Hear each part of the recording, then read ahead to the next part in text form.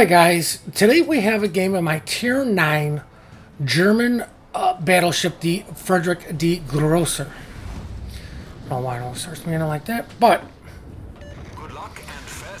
it's a secondary build Friedrich. I usually try this thing out when you could do captain builds or trying out new things. I usually use this ship to try out stuff for the Kurfürst.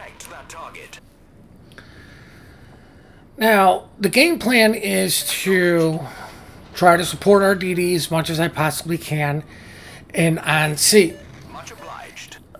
This ship is, in my opinion, still a great brawling ship. It's still a really good ship, and I enjoy playing it. I just don't play it as much as I do, like my Missouri or my Iowa, which I absolutely love, or my Tier 10s.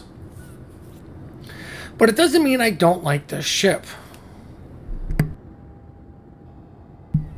I usually catch a bunch of flack for playing this ship when there, everyone's like, oh, there's better options. There's the Alsace people like more. The French battleships, I don't like the 15-inch guns on those guys. But I'm trying to see what exactly is going on over here. Like, is our Flint gonna leave us? Which is why I'm kind of pushing out to the 9 line. Our Russian battleship is kind of going that way, so there's two of us over here. Now I know we have the Russian Tier 9 that is behind us, and I'm trying to use him as bait, I guess you would say, because everyone's like, oh my god, it's the Russian BBs, they're impossible to deal with, we need to shoot and burn it. As I'm taking shots in on the French cruiser. Now I know I am higher tier than him, but you know what, hey, it's a cruiser at the end of the day, and I still managed to pull off getting Citadel. I was waiting for him to make his turn. I was going to shoot at the Missouri, but the Missouri never made his turn. The cruiser did, and luckily I got a Citadel. Now, of course, I would like to, follow up and just outright delete this guy. But, I'm getting pretty good dispersion. And knowing that it's a French DD over here and that it has 9-kilometer torps that are pretty quick, I need to turn out just a little bit because he did kind of pop into that little range of he could have dropped torps and got me. Now I'm holding my shot to see if the torpedoes come in and finish the guy. Torpedoes don't, might as well shoot because, you know what, we need to kill this guy. That's why you always shoot at something, guys, until it's dead. Now, I was talking about doing like a map strategy video. The biggest thing about strategies on map is map awareness. If you just use the mini-map, as we just punished that poor Algerie again, if you just use your mini-map, you can figure out what you need to do. As somebody finishes off the Algerie, the Russian battleship is turning away, and the Missouri is pushing us. His DD is the DD's dead, the cruiser was abandoning him, but yet this Missouri is still pushing in. I have a Flint who's using island cover, and I have a Russian battleship behind me. I'm not even going to turn for these torpedoes. But I am trying to maintain a angle to where my secondaries will continue to shoot at the Missouri. Once again, I'm just going to turn in a little bit. Try to get those rare guns into play. But I'm going to keep pushing and bullying this guy. Because like I said, I'm paying attention to my minimap. They're very heavy on A side. There's 2 ships. Well, there's one that's really close to B. Then the Russian is kind of floating in between. And then you got this Missouri who's, he's as good as dead. He pushed in too hard, too fast because he looked at the mini-map and said, well, we got this. And unfortunately, he was committed to the push, And we came out up on top. He could have looked at the map and said, you know what, there's a Russian BB, there's myself over here. He could have turned out and got away a lot sooner than trying to push up to that island to make this turn. He could have made the turn when I shot in on the front ship and get into a hiding position, but he continued to push forward. I don't know if it was to try to get the DD spotted, but you know what, our DD, died anyways. Just because you have radar in any ship doesn't necessarily mean you need to push up right away and just get deleted, because you know what, now you're back at port with bare, the maximum, three radars that are no good for your team. Now I'm just going to continue pushing south as John Bart and speed boost. Yay, I can't aim. I'm going to continue kind of pushing south. I have the Russian battleship. I'm sorry, I'm horrific at pronouncing names. I have them targeted for my secondaries. So if you do see my secondaries go off because of manual secondaries, you do have to select them. Now, I try to pre-select my targets before they get into range, so as soon as they can fire, they will fire.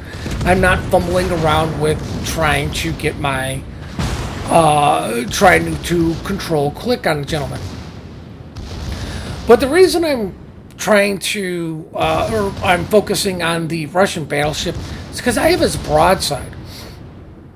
Now if I continue to go south while maintaining, which is while I continue to go broadside to this guy, he's going to have to angle up to either myself or to the Russian counterpart. One of us is going to have his broadside. So, we kind of got this guy in a slight pickle, but he, you know what? Well, once again, nobody wants to shoot at me. Like, why?